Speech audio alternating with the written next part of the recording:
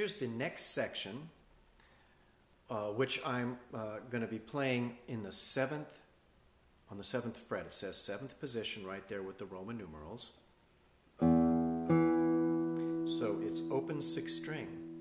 Open 6th string is the 6 with a 0 around it, or the encircled 6th number. And then the 5 also has a circle around it, meaning that it's the 5th string. First finger on the 5th string, 7th fret. This is an important position because that's where most of this music is being played. When I performed it, I did use a capo, so I was higher up. But for this, it's best for us to be in this position.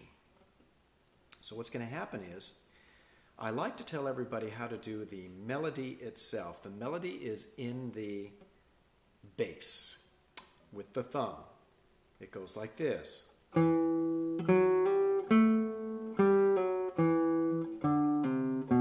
That's initially what it sounds like. So what I've done is, I've gone first finger, 3rd finger, doing a hammer to the 4th.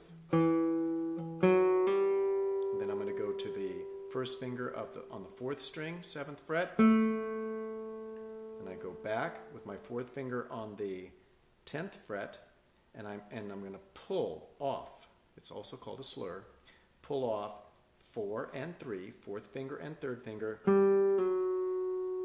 and then play the 7th fret. So it goes play, hammer, play the note, 4th string, pull off 4, 3, back to 7th position.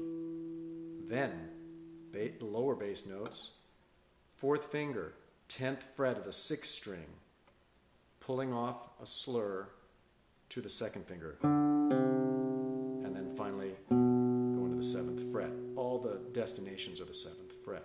So you have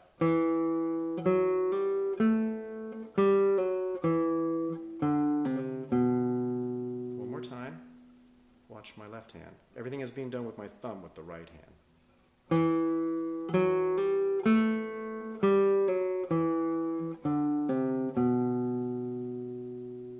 And one more time.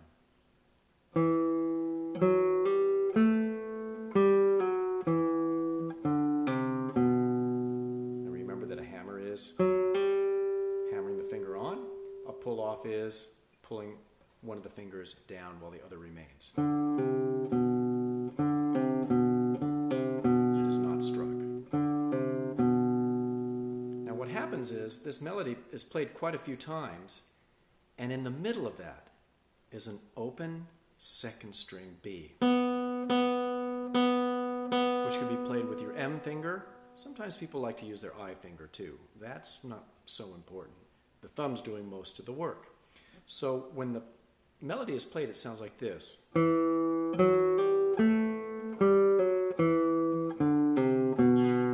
And when you're hearing those spaces, those gaps, that's the open 2nd string, which sounds like this.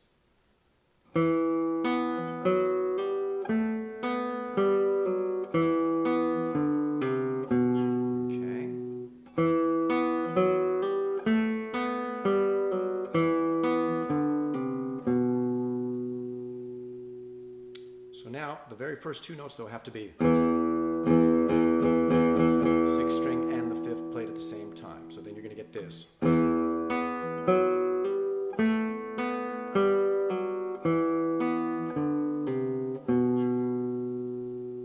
That's the combination of all of those. The next measure is a very easy measure. You have to just make a chord, and most of this is chord based. You're on the 7th fret, 6th string. 3rd finger is on the 5th string, 9th fret. 3rd finger.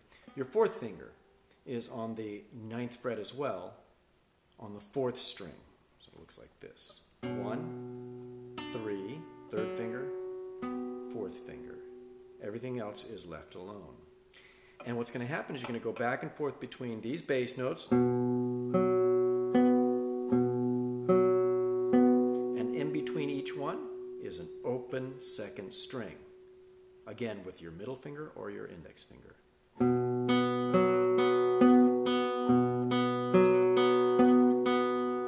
That's what it sounds like.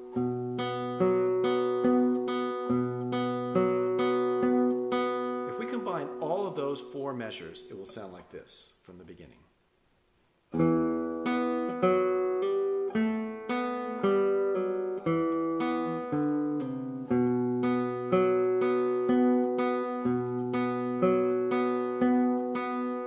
in the case of this music here that I composed, simply put together, it repeats itself. Same thing again.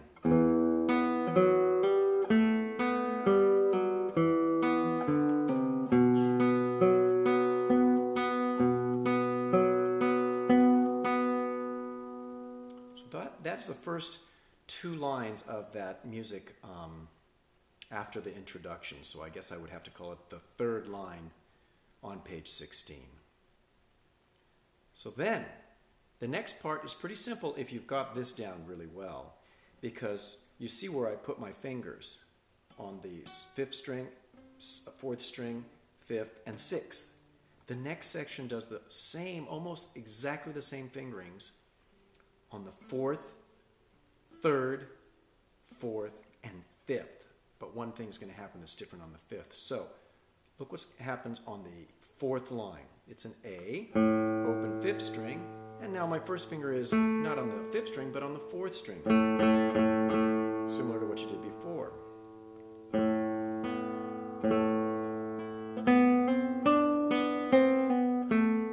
And one thing I would like to change in the book, I think I kept it, in fact I can see it here, I'm reading it.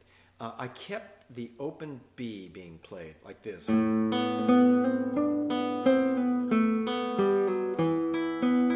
I would like to make it the open E. So everything, open E is your first string. Everything's going to be shifted with your right hand. So then you're going to get this.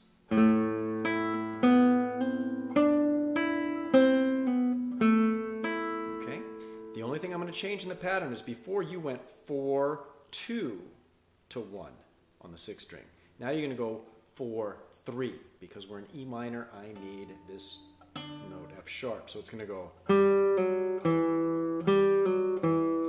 3. So the passage goes.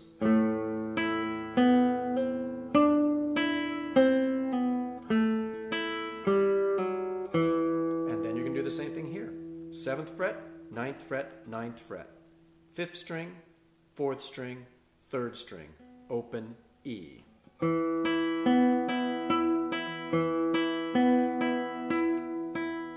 So that passage sounds like this, 4th line. Measure 256.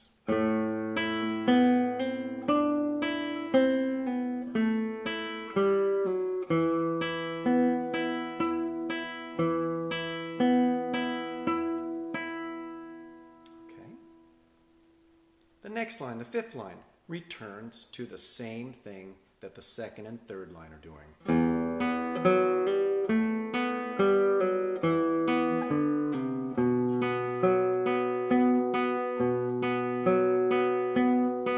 So the 1st, 2nd, and,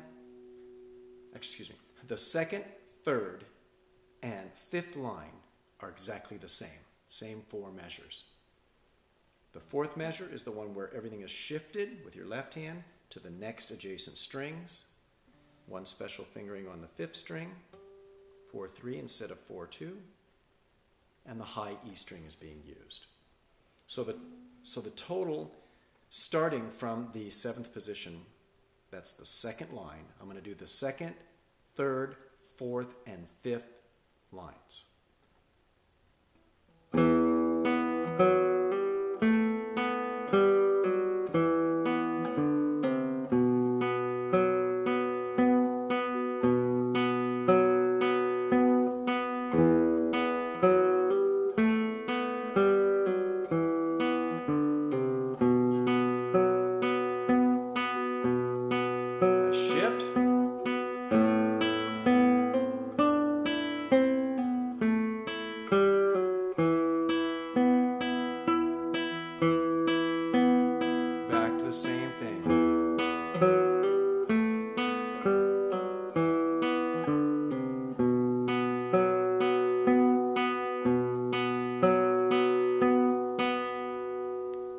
Once you guys play along with me, I'm going to do it really slowly. 1 and 2 and 3 and.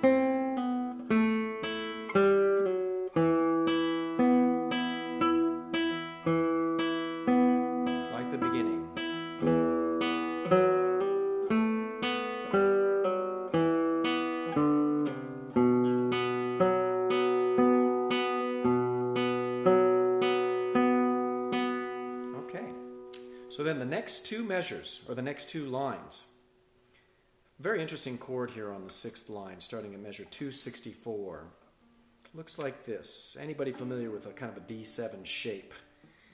Looks like this. 2nd finger, 6th string, 8th fret. 1st finger on the 5th string, 7th fret. 3rd finger, 4th string, 8th fret.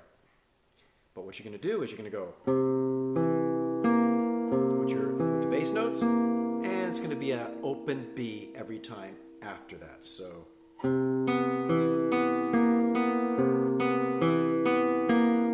it's supposed to sound like that. When it goes faster, you don't notice as much. So when it's slow,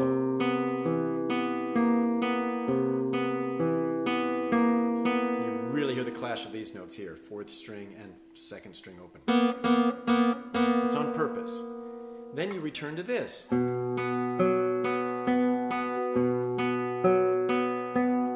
chord that you had before. 6th string, 1st finger, 7th fret. 5th string, 3rd finger, 9th fret.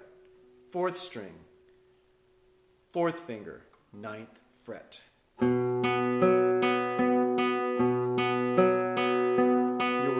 Both of these. Do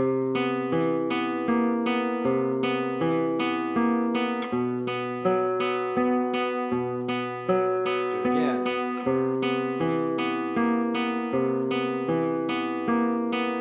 Then you'll come to here 4 times. Once, twice. I love using the word thrice.